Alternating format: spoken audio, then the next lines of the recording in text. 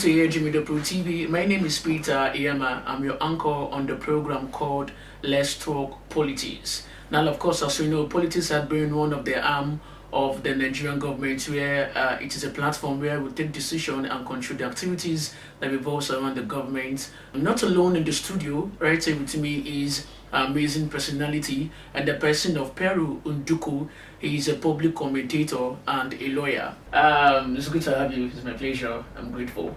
As I said, we were talking about the constitution and the law in Nigeria. And then the basic essence of this program is to enlighten our viewers out there about what is a citizen's fundamental human right. I want to say I appreciate being invited to be part of this laudable program.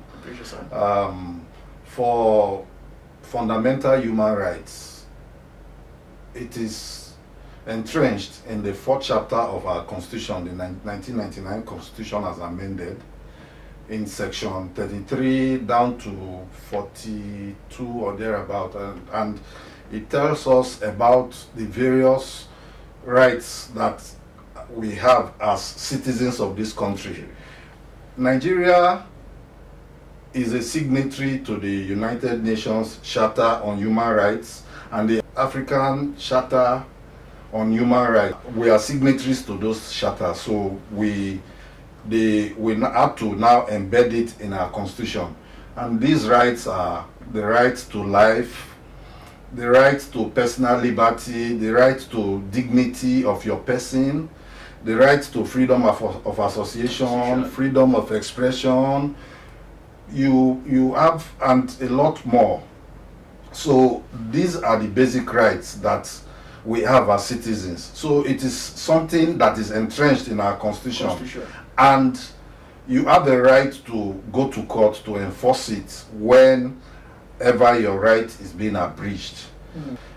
The practicality of it is a different matter.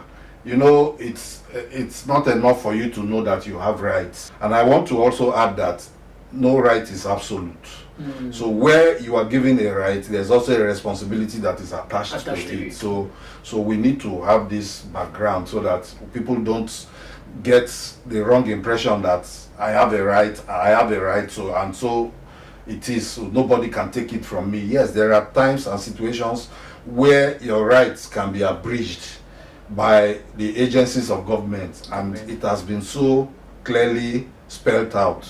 So let's take a look at the Nigerian setting, for instance, during the course of the NSAS protest that took place a few days ago and even last month. So, what is your take on the subject matter as regards to the rights of Nigerian citizens ensuring that they embark on a peaceful protest, and how the Nigerian government so far has interfered in this issue of protest? We'll come to see how most of the pioneers and leaders of the protest being arrested, and in some cases, some are being detained and all of this stuff. So, sir, in such a case like that, is it that the youths are bridging the right of freedom of expression? For starters, let me say that I identify 100% with the NSAS protest. And I want to say that it started as a peaceful protest, and like I have said here, it is clearly established in our laws that every one of us have a right of free movement. We have a right to associate freely. We have a right to organize peaceful assembly. We can actually be involved in protest as long as it remains peaceful. The agents of government, I mean the police, is under law bound to provide security for peaceful protesters. But I have also added a rider that government or its agents has a right to stop a protest if it transits into violence. So government will not fold its hands and see people destroying properties, and see people destroying the lives of other Nigerians and say because you have the right to protest, then they won't do anything. So there's a delicate balance.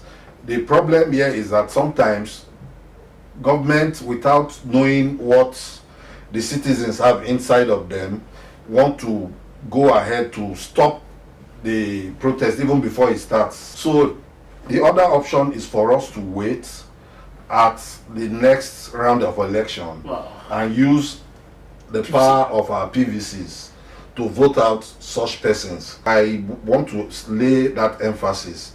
The power belongs to the people. We must learn to use that power at any given time. It is our power, it is our right, and we need to know how to use it. If you're just tuning into Aig Media Pro TV, this is Let's Talk Politics. Now, Pere Nduku had been doing justice to the subject matter, and of course, I said earlier that he's a lawyer and also a public commentator. We are going down to the subject matter of judicial independence and also advices for all the Nigerian citizens and electorate. Let's go to short break. We'll be right back.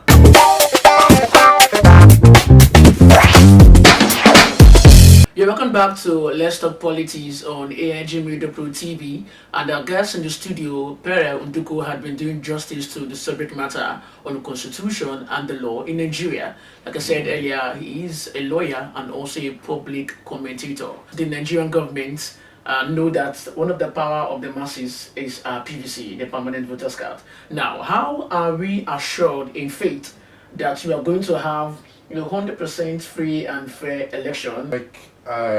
One of the things I want to say here is that everywhere change has taken place, it is the people that brought those change, and it will not be different in Nigeria.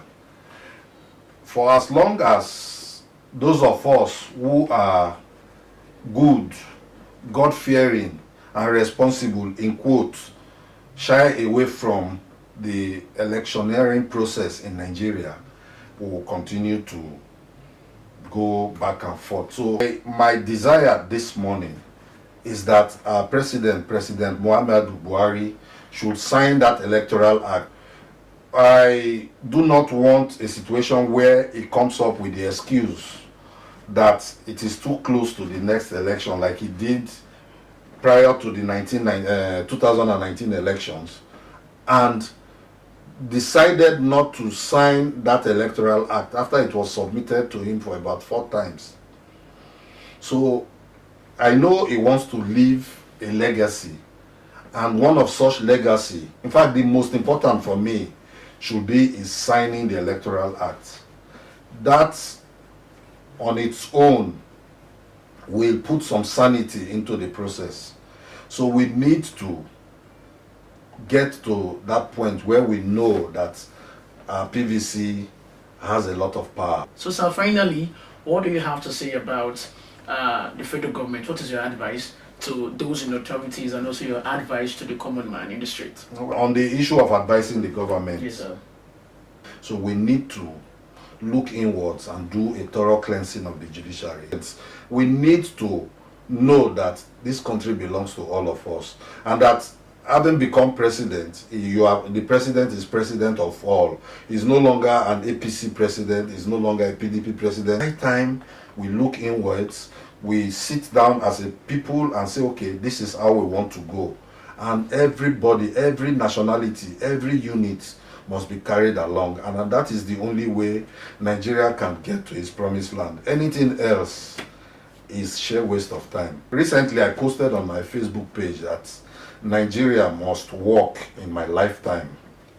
Now, if we want to make Nigeria a better place, if we want to bring the change that we have ever dreamt of bringing, and if we want to make sure that we secure the future of our next generation, get your PVC. And I want to say a special thank you to Pere Nduku. Thank you so much for coming through.